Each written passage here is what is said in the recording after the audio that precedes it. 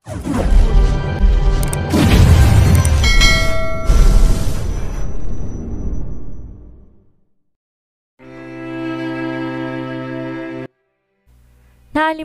ako nang may naramdamang mabigat na nakapatong sa akin. Ang bango naman ito. Kinapaka pa ako at napahinto na lamang. Hala, ang tigas! What the heck? Napamulat agad ako sa lakas ng boses na iyon. Bumungad sa akin ang mukha ni Sir Cart na mahimbing na natutulog sa ibabaw ko. Holy moly shit! SPG, SPG, SPG! Sigaw ulit ng kusino mang hinayupak na lalaki. May niraromansa si kuya! Sigaw ng boses batang lalaki bago ito pumalirit. Kaagad ako napabangon nang ma-realize ko kung ano ang nangyayari. May tao at nakita nilang malaswang posisyon namin ni Sir. Nahulog sa sofa si Sir dahil sa biglaang pagbangon ko. Bahala kang bisit ka. May nakakita na sa atin, tas sarap na sarap ka pa rin sa tulog mo dyan. Nakita ko may dalawang binatang lalaki. Isang may katandaang lalaki, isang may katandaang babae at isang batang lalaki na nakatakip ang mga kamay sa mata. Don't tell me, pamilya ni Sir Cart ito. Ano? Mali kayo nang iniisip. Agad na depensa ko sa kanilang lahat na nanatiling gulat na nakatingin sa amin. The heck was that? Biglang salita ng bagong gising na si Sir. Napatingin agad ako sa hayop. Hawak nito ang lumagapak sa sahig na likod niya. OA nito? Hindi siya mababalian sa pagkakalaglag sa sofa. Mom? Dad? What are you all doing here? Gulat na talong ni Sir na nakita ko sino yung mga nakatulala sa aming dalawa. Hindi mo naman sinabi sa amin, kuya, na kaya ka pala hindi uuwi para makasali sa family dinner natin kagabi. May niroromansa ka na palang chicks dito. Natatawang sagot ng kapatid yata ni Sir. Dahil sa magkamukha sila. Shut up! It's not what you think. Sigaw ni Sir. Ano it's not what you think ka dyan? Brandon Carter? Hindi kami bulag sa nakita namin. Hindi kami bulag sa nakita namin. Sigaw ng mama ni Sir. Nice taste, kuya. Kahit kailan talaga hindi ka pumapalya. Nice shit, ang sexy. Sabat ng isang mukhang checkboy na kapatid ni Sir. Parang di ko kinakaya ang mga nangyayari. Tapos ang sakit pa sa tenga ng mga salitang lumalabas sa bunganga ng dalawang manyak na kapatid ni Sir. Diyos ko. Sobrang mali nga kayo ng iniisip eh. Walang nangyari, okay? Nakatulog lang kami. She is just my employee, nothing more. Aniya na na-frustrate na rin sa nangyayari. Wow, she is just my employee. Sakit po magsalita, Sir. Then explain mo sa amin kung ano naabutan namin kanina, Brandon Carter. Sigaw pabalik ng ina ni Sir. Explain mo rin, kuya, kung ano yung nasa leg ng employee mo kuno. Natatawang sabat ng kapatid niyang may nakatayong kulay brown ng buhok at may piercing sa isang tenga. Explain mo rin, kuya, kung bakit ka nakaboxer lang at bakit bukas ang botones ang damit ni ate na employee mo. Nabaling naman ang tingin ko sa kapatid ni Sir na kulay itim ang buhok na ala Jose Rizal ang style. Pinahapay. Napahawak agad ako sa damit sa aking leeg. Hutanes, anong meron sa leeg ko? Kulang din ang botones ng damit ko. Nilingon ako ni Sir para tingnan yung sinasabi ng mga kapatid niyang nasa leeg ko at damit ko raw. Na makita kong ano yun ang laki na ang mga mata niya na parang di makapaniwala sa nakita. The heck? Mahinang sabi niya. Explain mo rin, kuya, bakit ka nakapatong kay ate. Pahabol na sabi ng batang lalaki na nakatakip ang dalawang kamay sa kanyang mata. See? May ebidensya na, kuya. Isang halakak ang kumawala sa kanyang kapatid. Alam na. Goodbye, bachelor's life. May usapan tayo, Cart. Biglang sabat ng papa ni Sir na seryoso nakatingin sa amin. Ayusin ninyo ang sarili ninyo. Bring that girl with you, Cart. Mag-uusap tayo sa bahay. Bakas ang otoridad sa boses ng tatay ni Sir Cart bago ito naglakad palabas ng opisina. Gawin mo ang sinabi ng daddy mo, Cart, kung ayaw mong mawala lahat ng pinaghirapan mo. Ang mami ni Sir at sinundan ng asawa palabas kasama isang batang lalaking nakatakip pa rin ang kamay sa mga mata nito. Feeling naman ng batang yun may live na naganap. Bye-bye, kuya. Sigaw ng dalawang manyakis na kapatid ni Sir. Nang maiwan kaming dalawa, wala kaming imik. Napayoko na lang ako nakaupo sa sofa habang nilalaro ang mga daliri. Shit! Biglang mura nito. Magbihis ka. Pupunta tayo sa bahay. This is all my fault. Kung di lang ako naglasing kagabi. Napasabunot siya sa kulay brown niyang buhok. Wala po akong dalang damit. Tsaka sabihin lang natin sa kanila na wala naman talagang nangyari kasi ano? Kasi nahimatay ka sa halik ko? Pagputol nito sa sasabihin ko. Huta! Nahimatay sa halik. Seriously, Ligaya? Pinamulahan ako ng mukha sa naging sagot niya. Hutanes, nakakahiya. Dumaan muna kami sa isang mall para bumili ng damit na isusuot ko. Bumalik kami sa opisina niya para maligot magbihis. Maraming empleyado nagtataka sa amin dalawa ni Sir. May narinig akong iba't ibang bulungan, ngunit sinawalang bahala ko na lamang iyon. Naibog lang mang kamiway pakamo kahalo kay Sir. Nang nakarating kami sa mansyon ng pamilya ni Sir, nakaramdam agad ako ng kaba sa posibleng mangyari sa magiging pag-uusap namin kasamang daddy ni Sir Cart. Nakakatakot pa naman tong tingnan, katulad ni Sir Cart. Sa kanya yata nagmana. Malaki ang mansyon nila. Modernized ang style nito. May malawak na hardin at malaking fountain sa gitna na napapalibutan ng mga bulaklak. Nakakamanghang tingnan. Sana all na naman sa mga mayayaman, no? Pagka-park ni Sir ng sasakyan, agad siyang lumabas ng kotse para pagbuksan ako. May isang lalaking sumalubong sa amin para kuhanin ang susi ng sasakyan ni Sir. Buhay mayaman. Pagkapasok namin sa loob ng malaking glass double door na mansyon, mas dumoble ako ng pagkamangha ko. Puti at gold ang makikita mo sa paligid. May isang malaking chandelier na kasabit sa gitna ng mansyon. At sa gitna naman isang malaking grand staircase na kulay golden. Grabe, ang yaman naman para talaga nila. Sana all ulit sa mga mayayaman. Dumiretso kami sa ikalawang palapag ng mansyon. Doon siguro kami mag-uusap ng pamilya niya. Pumasok kami sa isang kwarto. Bumungad sa amin ng mga naglalakihang bookshelf sa paligid ng kwartong pinasukan namin. Nakita kong nandoon ang mga magulang ni Sir Cart at may kasama na itong isang matandang lalaki na nakaupo sa pang-isahang sofa. Have a seat, iha. Iho? Alok ng mami ni Sir. Salamat po, wika ko. Tsaka naupo sa sofa na nasa harap nilang tatlo. Umupo sa tabi ko si Sir. Kabado ako dahil sa presensya ng daddy niya. Idagdag mo pa ang nakakunot ng mukha na matandang lalaki na matamang nakatitig sa akin. Di na ako magpapaligoy-ligoy pa, apo. Panimula ng lalaking matandang lolo pala ni Sir. Base sa kwento ng mga kapatid mo at magulang mo, Brandon Carter, buo na ang desisyon ko. Dagdag pa nito. Bigyan mo na ako ng 7 apo sa tuhod.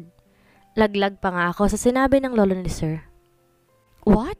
Lolo naman? You've got to be kidding me. Ang bata ko pa para dyan. Para sa 7 apong hinihingi mo? Angal ni Sir Cart. Diyos ko, anong tingin na matandang to sa akin, baboy? Do I look like I'm joking, apo? May usapan tayo, baka nakakalimutan mo. Once na mahuli ka naming babaeng kasiping, mag-aasawa ka na't bibigyan mo ko ng 7 apo. Nako naman, apo, hindi na bumabata si lolo. Madramang ani ng matanda. Mag-aasawa? Don't tell me. Pakasalan mo ang babaeng yan.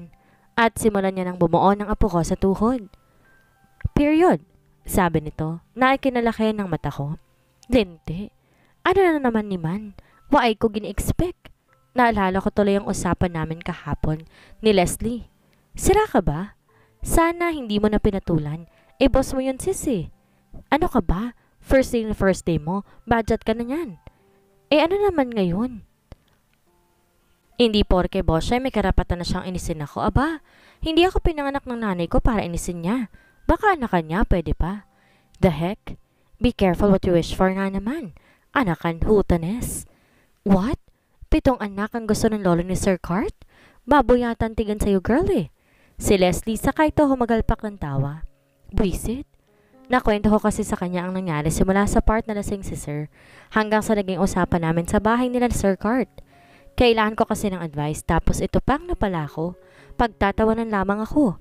Pitahin ko kaya patiwarik to. Gapangayo ta advice mo pa'y. Tapos tatawanan mo lang ako. Hayop ka, Leslie. Irampas ko siya sa balikat. Nanggigigil ako sa babaeng ito, ha? Kasi naman, girl lalo, hindi pa tayo gumagawa ng moves para akitin si Sir. Pagkatapos, voila! Aanakan ka na agad ng 7? Papakasalan ka pa? Ang swerte mo kaya? Papakasalan ka na ng crush mo? Huwag ka na mag-inarte. Yung iba nga dyan, hindi na nag-crush back eh. Napa-facepalm pa ako sa kanya. Ang galing! Ang galing-galing naman mag-advise ng babaeng to. Nakakatulong siya, sobra. Tinaasan ko siya ng kilay sa mga pinagsasabi niya. Oo, crush ko nga si Sir.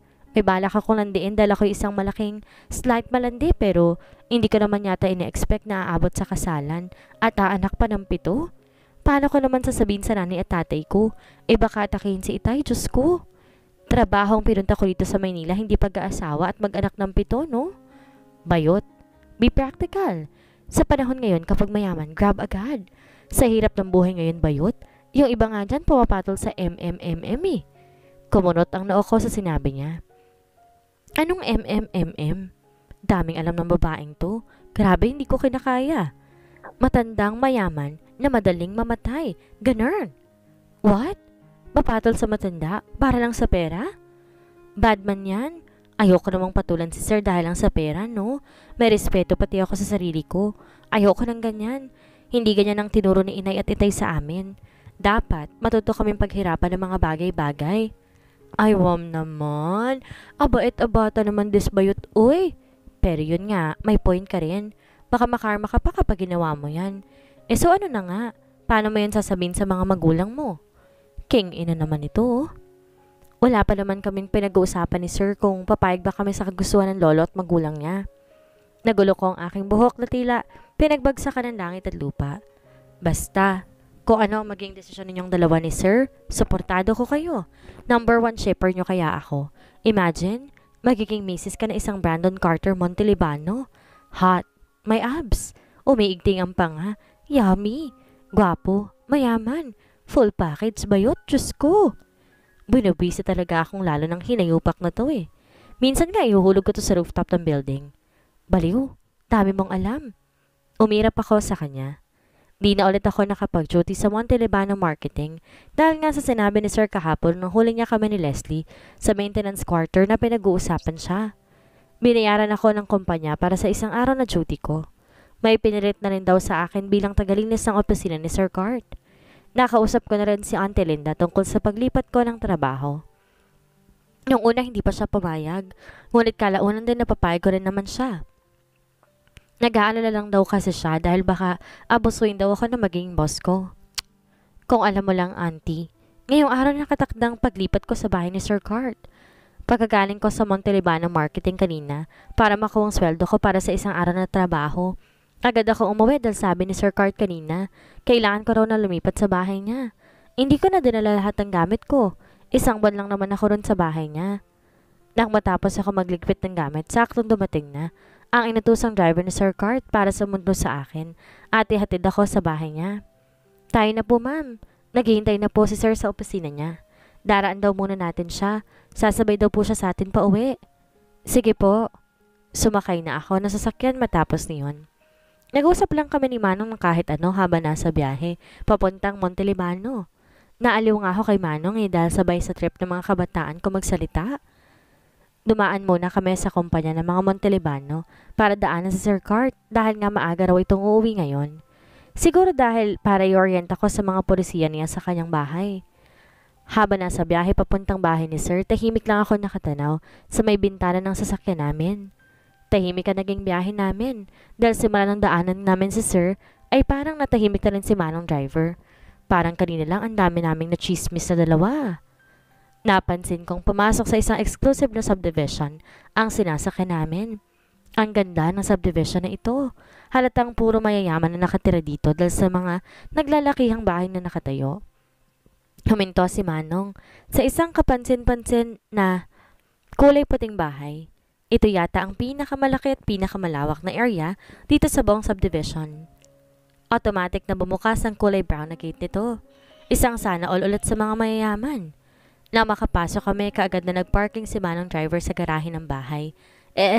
Mansion pala ni Sir. Kasing laki to ng mansion ng mga magulang ni Sir. Modernized din ang style.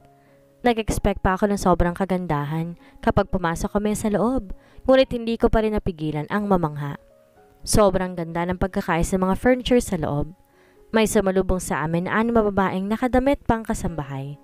Magsusuot din siguro ako nito. Hindi bali na, tipid sa labahan. Yumuko agad sila sa harapan ni Sir na nakapasok na ito. Dire-diretso lamang ang lakad ni Sir papasok na manson at hindi na binibigyang pansin ang mga nakayukong katulong. Snobberist level 99999. May kumuha namang katulong sa dala kong maleta. Siya na raw ang magdadala nito sa sinabi ni Sir na magiging kwarto ko raw sa isang buwang pananatili ko rito. Letty, ihatid mo siya sa library. Masusunod po, Sir. Nilingon ako ni Sir matapos iyon. Mag-uusap tayo. Hintayin mo ako ron. Saad niya saka umakyat pa itaas. Papunta siguro sa kanyang kwarto para makapagbihis. This is it, pansit. Nandito kaming dalawa sa loob ng library niya. Katulad din na nasa mansyon ng mga magulang ni Sir. Malawak din to at may naglalaki ang bookshelves na nakadikit sa dingding. I'm sorry kung naipasok kita sa gulong to. Lasing ako that time. Wala akong kontrol sa sarili. Panimula niya. Okay lang po. Naintindihan ko po, sir. So, anong plano mo? Papayag ka ba sa gusto ng pamilya ko? Tanong niya. Matamantong nakatingin sa akin. Na-conscious tuloy ako sa paraan ng pagtitig niya. Ewan ko po, sir. Hindi ko kasi alam kung paano ito papaalam sa mga magulang ko. Doon sa probinsya namin, natatakot ako eh.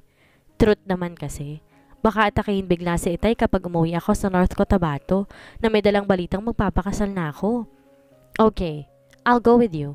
Kakausapin natin ang mga magulang mo tungkol sa kasalang ito but please, let us act as a real couple.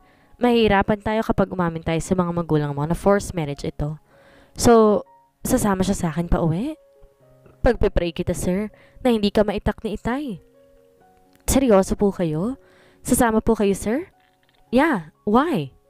Taas kilay pang tanong niya sa akin. Malayo po yung sa amin sir. Nasa Mindanao pa po yun. Akala naman niya siguro malapit lang ang probinsya namin dito. And so, may private plane ako. Madali lang yan. Napamaang ako sa sinabi niya. Okay, sana all ulit sa mga mayayaman. Madali pala ha? Maganda ka na lang po sir. For what? Kunot noong tanong niya. May 3 itak po kasi si Itay. Lahat po yun hindi mapurol. Alagang-alaga po kasi ni Itay yun. Ani ko na lalong nagpakunot sa makinis na noon niya. What do you mean by that? Baka po kasi itakin ka po niya. Sayang din po ang lahi ninyo. Hindi ka po magkakaanak ng 7.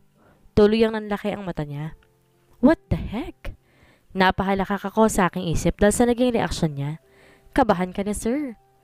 Dumaan ang 1 linggong pananatili ko sa mansyon ni Sir Cart. Ang ina-expect ko magsusuot ako ng maid's uniform hindi natuloy. Kasi naman, biglang dumating ang pamilya ni Sir nung araw na lumipat ako rito. Mabuhay, Philippines! Mabuhay! Sigaw ng kusinong hayop nakakapasok lamang sa mansyon. Pamilyar ang boses. Ibang pakiramdam ko rito. May negative energy. What the heck, Mom? Dad? Bakit kayo nandito? And what's with that luggages? Hindi makapaniwalang tanong ni Sir sa mga bagong dating. A very amazing family lang naman ni Sir Cart. Dito muna kami titira. Pansamantala lang naman anak. Naninigurado lang naman kami na magtatabi kayo ng fiancé mo. Pagkatapos makakabuo agad kayo. Excited na ani ng mama ni Sir. Makabuo agad? Lintigid? Waay nagani ko kahambal sa pamilya ko. Buo agad? Mom naman. Pinipressure nyo naman kami. Oo na, pumapayag na kami sa kasal-kasal na yan pero wag yun naman kami madaling pag-usapan anak. Di madali para sa amin yan. Oo nga naman. Virgin pa ako at masakit to kapag first time. Anong hindi madali kuya? Huwag mong sabihin baog ka. Itatakwil ka na namin sa pamilya. Walang baog sa mga Montelibano. Nanlalaking matang sabi ng kapatid ni Sir na may kulay brown na buhok. Hindi ko na sila kilala sa pangalan dahil hindi pa naman kami nakapagpapakilala sa isa't isa ng pamilya niya. Ano pa nga bang ine-expect ko sa mga lumalabas sa bunganga ng mga kapatid niya? Kabalastagan lang naman eh. Kaya imbes na maging katulong, naging instant donya ako rito. Yung tipong tabi kami ni Sir matulog dahil sa kagagawan ulit ng kanyang ina na si Madam. Tita Laura? Oo, tita raw. Dapat nga, mommy nang itawag ko sa kanya eh. Kasi magiging mommy ko na rin daw siya soon. Kita mo? Ang advance! Si Madam Laura Montelibano ang ina ni Sir na sobrang control freak sa anak. Si Don Lucio Montelibano Jr. ang ama ni Sir na sobrang seryoso. Isang titig niya lang parang manlalamig na ako dahil sa kulay asul na mata nito. Tulad ng kay Sir Cart. Tahimik na ng daddy ni Sir. May pinagbanahan palang ugali ng kanyang anak na panganay. 3 nakababatang kapatid ni Sir. Puro sila lalaki. Ani nga ng mommy nila mahirap pakisamahan. Lalo na't lalaki lahat ang anak at may iba't ibang ugali. Si Jake ang bunsong kapatid ni Sir. Mana to sa kanilang mommy na si Tita Laura at pati ugali nga namana nito. Si Carson naman may brown na buhok. Ang pangalawa sa magkakapatid. Pilyo at mana sa ama ang mukha nito. Si Kenzo naman ang pangatlo. Magkasing tangkad lang si Carson at Kenzo. Gaya ni Carson, mana rin sa ama ang mukha nito. Si Kenzo daw ang pinakapilo sa magkakapatid. Araw ng linggo ngayon. Bukas sa nakatakdang araw para umuwi ako sa probinsya namin, kasama si Sir Cart at ang kanyang pamilya. Para naman daw may backup si Sir sa pamamanhikan. Diyos ko, di pa nga ako umabot na 1 buwan dito sa Maynila. Tapos uuwi ako na may namamanhikan na? Lunes na. Kakalapag lang na sinasakay namin private plane ng pamilyang Montalibano. Nakashade silang lahat pagkalabas ng eroplano. Diyos ko, ang gagapa naman talaga ng lahi ng pamilyang ito. Hindi na masamang maanakan ng 7. Ang kinababahala ko lang ay ang magiging reaksyon ng pamilya ko. Sana naman nawala na Itay ang kanyang mga itak. Sumakay kami sa isang van na pwedeng rentahan malapit sa airport ng Davao. Mahaba-habang oras pa ang biyahe papuntang Banisilan, kaya nakatulog kaming lahat sa biyahe. 3:00 ng hapon nang dumating kami sa Banisilan. Isa lamang itong simpleng munisipalidad sa North Cotabato. Nagpark sa tapat ng bahay ang van na sinasakay namin. Ako ang naunang bumaba. Sumunod naman silang 5 na nakasuot din ng mga mamahaling shades. Nilibot nila ang tingin sa paligid. "Where's your house ba rito, Iha?" Tanong ni Tita Laura. Tinuro ko naman ang isang simpleng bahay na gawa sa kawayan lamang. "Pasensya na, mahirap lang talaga kami eh.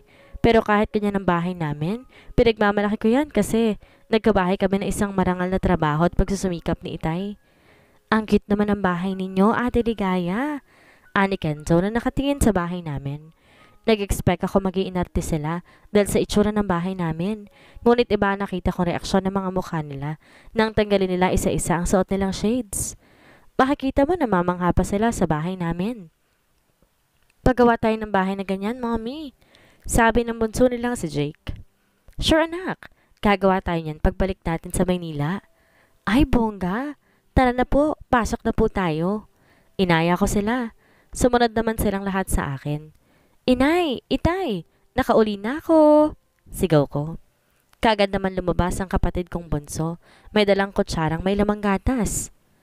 Namasaw duman ng abnoy bitukon. "Ala inay, si ate nag-uli doon," sigaw ng kapatid ko pagkakita sa akin. Lumabas naman galing sa kusina si inay na may dalang basahan. Nagpupunas ng basang kamay niya. "Oh, insat nag-uli ka nakhaw? Waay ka dun obrato?" Tanong sa akin ni inay na nakalapit ako para makapagmano. "May araman nay, pero nag-uli lang ako kay maihambal tani ko sa inyo ni tatay." "San po pala si Itay, inay?" "Nasa likod bahay anak, nagsisibak ng kahoy." Kinakabahan tuloy ako sa sinabing iyon ni inay. "Nagsisibak? Parang wrong timing yata ngayon eh. At may hawak pang pangsibak ng kahoy si tatay. Itak lang ine-expect ko, pero parang mas malala yata to." "Domingo! Sulod anay di, nag-uli si Ligaya," pagtatawag ni inay kay Itay. "Shit!" Nakinginig ako sa kaba. "Anak, napauwi ka yata?" Tanong ni Itay na nagpupunas ng pawis gamit ang kanyang kanang kamay. Tinignan ko naman ang isang kamay niya kung may hawak pang kung anong patalim. Nakahinga ako ng maluwag na makitang wala. "May ihambal ko no siya sa aton amo na nag-uli siya," sabi ni inay. Napahugot ako ng malalim na hininga. Inhale, exhale.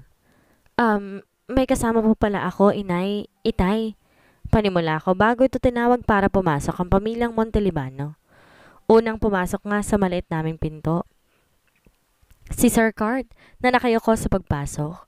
"Sige, mag-adjust ka sa liit ng pinto namin." Sumunod naman sa kanya ang mga kapatid niya at ang kanyang mga magulang na sina Tita Laura at Tito Lucio. Mamamanhikan daw po sana sila, inay, Itay," nakayokong sabi ko. "Ano?"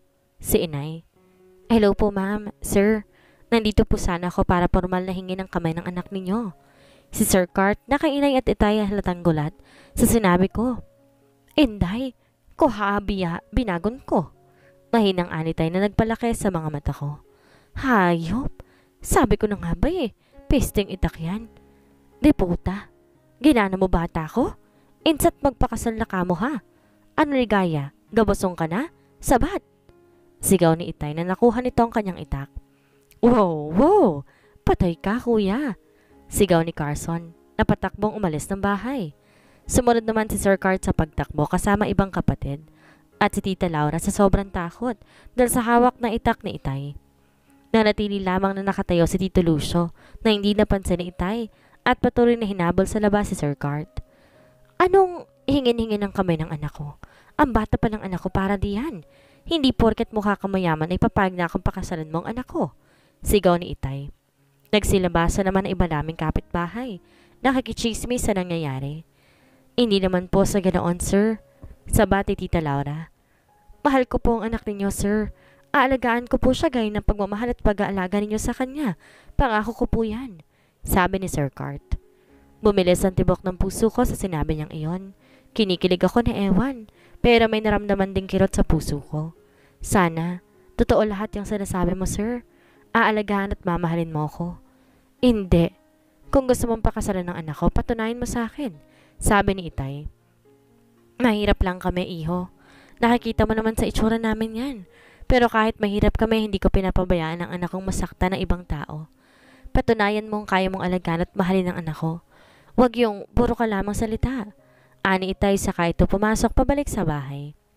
Natahimik naman ako sa sinabi niya. Lumapit ako sa kanya. Okay lang po kayo, sir? Iniangat nito ang tingin sa akin. Tinitigan ako nito sa mga mata ko. I will prove to them that I can take care of you. Nanlaki ang mata ko nang bigla niya ako niyakap na mahigpit. I will take care of you. I promise. Naramdaman ko pang paghalik niya sa aking ulo. Hanggang balikat na lang ako kaya nakayo ko siya habang nakayakap sa akin. Totoo ba ito, sir? O acting lang din?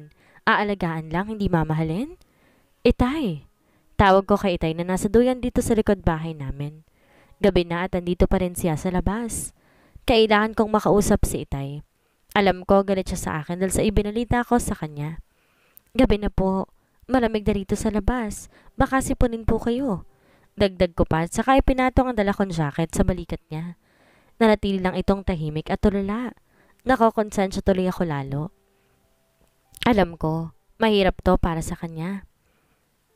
Hindi madali para sa isang magulang ang magpakasal ng ganito kaagap ang kanilang anak. Sa tagal ng panahong inalagaan nila ako, parang di nila tanggap na bubuo na ng sariling pamilya ang kanilang anak. Sorry po, Itay. Kabalo ko aking kamo ni nanay sa akon. Naiiyak ako. Nako naman. Alam ko mahirap para sa inyo ito, Tay. Masyado pong maaga para magpakasal po ako. Nilingon niya ako. Nakikita kong lungkot sa mga mata ni Itay. Kabata pa sa imonhak para magpakasal. 20 anyos ka palang anak. Sorry po. Wala akong ibang masabi. Ano naman ang irarason ko? Fixed marriage lang naman to dahil sa nahuli kami ng mga magulang ni sir na magkapatong. Palangga mo gid siya nakaw? Kailan ba kayo nagkakilala niyan? Hindi ka pa nga umabot na isang buwan sa Maynila pagkatapos uuwi ka nang magpapakasal? Emosyonal pang tanong niya. Napansin kong may tumulong luha sa mga mata niya. Ay na nga sinasabi ko eh. Oo, Itay. Mahal ko po siya. Matagal na po kami magkakilala ni Cart, Itay. Magka-chat po kami yan sa Facebook. Ani ko sabay singhot pa na akala mo sipon talaga. Pasensya na talaga, Itay. Kailangan ko magsinungaling sa inyo ngayon. Patawad po. Kasalanan ko po ito ni Sir Cart. Kung hindi naman po kasi siya isang malaking manyakis, di sana hindi na umabot sa ganito. Kung saan ka masaya, anak, susuportahan kita. Kung sasaya ka sa kanya, payag na kami ng nanay mo. Siguraduhin niyo lang na totoong sinasabi niyang mamahalin ka niya at aalagaan tulad ng ginawa namin bilang magulang mo. Anito at saka ako niyakap. Tatay naman kinukonsensya pa ako lalo. Maraming salamat po, Itay. Huwag po kayo mag-alala. Tutulong pa rin po ako sa inyo ng inay kahit po buo na ng sarili kong pamilya. Hindi ko po kayo tatalikuran. Mahal ko po kayo. Maluha-luha pang ani ko. Pero totoo. Mahal ko talaga sila at di ko sila tatalikuran kahit anong mangyari. Luha ko lang ang peke. Pero bago kayo magpakasal, anak, may gusto sana akong hilingin sa'yo. Nagpupunas ako ng luha. Pabughaa anay ng bana mo, kakahoy anak. Ginakapoy dugid ko Ani na nakapagpalaglag ng pangako. Si sir, magbibiyak ng kahoy? Kinaamagahan nga. Nawindang ang lahat sa gustong mangyari ni Itay. Galing pa sila sa isang hotel sa Wao dahil hindi sila kasya sa malit na bahay namin. Nahihiya din naman kami na dito sila patulugin dahil wala kaming malambot na higaan para sa kanila. Baka sumakit lamang ang likod nilang lahat kapag sasayag sila natulog at sa isang manipis na banig lamang ang sapin. The heck? Ang old naman ng tradisyon ninyo, Ate Ligaya. Kawawa naman ang kuya ko kung ganun. Ayaw ko naman tulungan ka bukod sa ikaw lang ang sabi ng ama ni Ate Ligaya. Masisira pang pinang-iingatan kong gwapong pagmumukha. Maraming babae ang iiyak kung ganun. Madramang sabi pa ni Clinton. Same bro. Kawawa ang mga girls. Pagsang-ayon naman ni Kenzo. Aba, kung di ka ba naman napakalaking mahangin ng dalawang ito? Mom, bakit pa sinama ang dalawang ito? Naiinis sa tanong ni Sir. Abay, sumama lang naman yan anak. Kasi sabi nila para may backup ka raw. Pero tama nga naman sila anak. Masisira ang gwapo mukha ng mga kapatid mo. Kaya mabuti pa simulan mo na ang pagbibiyak ng kahoy para maaga ka pang matapos. Ani Tita Laura at saka kinuha ang pangbiyak ng kahoy at ibinagay ito sa anak. Laglag pa nga naman tong tinanggap ni Sir Cart. Son, you told me last night you want to prove them that you're sincere, right? Then go. Ani ng ama ni Sir Cart. Natawa naman ako. Ang seryoso ng pagkakasabi nito na parang hindi halatang iniinis pang lalong anak. Alas 5 na, ngunit patuloy pa rin sa pagbiyak ng kahoy si Sir Cart. Ang mga walang hiyang kapatid niya naman, todo cheer pa talaga sa kuya nila. Go kuya, you can do it. You're a Montelibano. Walang hindi kayang gawin ng isang Brandon Carter Montelibano. Sigaw ni Carson. Habang hawak ang isang bucket ng popcorn sa kaliwang kamay. Kanina pa nila pinapanood si Sir Cart magbiyak ng kahoy. Pawis na pawis ito at seryoso nagbibiyak ng kahoy. Nung una nahihirapan ito kaya tinuruan ko muna. Madali lang naman turuan si Sir kaya hindi kalaunan, natuto na nga siya. Habang abala ako sa kakapanood, sa kanya magbiyak ng kahoy, hindi ko na malayang lumapit sa akin si Jake, na bunsong kapatid ni Sir. Hi ate, bati niya na makalapit ito sa akin. Hello, umupo siya sa inuupuan ko. Nagawa sa kawayan. Ang gwapo ng kuya ko ate, di ba? Oo Jake, ang gwapo ng kuya mo, crush ko nga eh. Oo, nasa lahi yun na yata yung pagiging gwapo eh. Grabe ng batang to, ang cute. Sarap isakot ipaanod sa maritubog. Ate, nakakagutom ang abs ni kuya, di ba? Ani ang nakanguso sa kung saan ang kuya niya ay abala sa pagbibiyak ng kahoy. Nilingon ko naman ang kinaroroonan ni Sir. Laglag pa nga ako sa aking nakita. Diyos kong mahabagin. Kitang-kita ko kung paano hinubad ni Sir ang suot niyang branded t-shirt. Tsaka ito nagpuna sa pawis habang tumutulo sa mukha niya. Papunta sa abs nitong perpektong hulma. Parang bumagal ang takbo ng oras sa kalagitnaan ng pagpupunas niya. Sarap ate, no? Oo, masarap. Tula lang sagot ko kay Jake. Gusto mo mahawakan ate? Tumango ako bilang sagot. Makasalanang mata, huwag kang pumikit. Gano'ng kasarap ate? Parang seasoning? Magic sarap. Hutanes. Sarap hawakan naman that body. Pahawak sir, isa lang. Ang isang slight na marupok at slight na maharot na tulad ko, dapat wag pagkaitan na humawak sa abs. Bad yun. Tutok na tutok ako sa bawat paghagod ng kamay niya na may hawak na t-shirt at nagpupunas ng pawis sa katawan niya. Sir, bakit ka ganyan? Ate, yung laway mo tumutulo. Kagad naman ako napatin kay Jake nang tinapik nitong balikat ko. Mabilis kong kinapa ang gilid ng aking labi. May laway nga.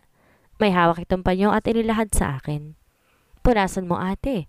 Baka makita ni kuya ma-turn off sa'yo. Dagdag niya na ikinataranta ng aking sistema. Linti, nakakahiya.